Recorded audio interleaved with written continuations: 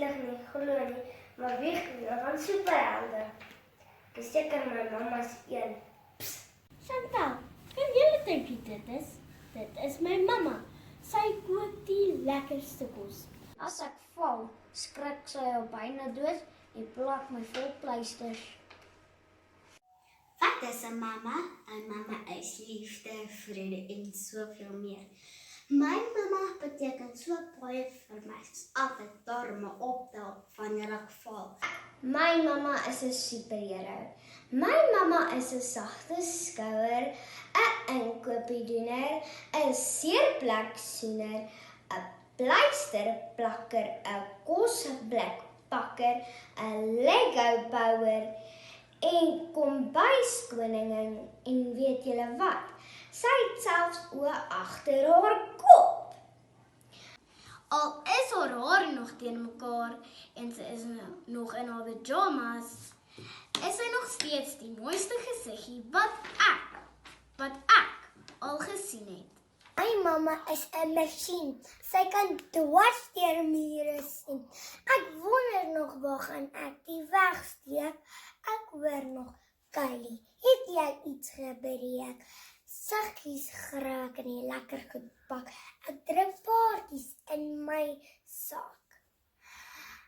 Solank ek paar my kies wil stoor, sien ek mamma met haar oë wat my deurboor. Liewe Jesus, vandag vou ek my handjies, sê duisende dankies vir al die mamma drukkies en smoetjies. Mamma's my ideaal en so spesiaal.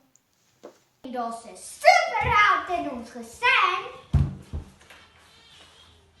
En dis my mamma.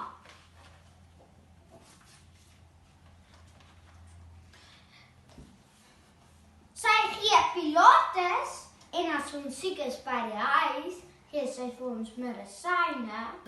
My ma is dalk nie die beste juffrou nie, maar sy's die wêreld se beste storieverteller. Ons hele huis is vol boeke, want my ma is lief vir lees. Sy hou ook van die see.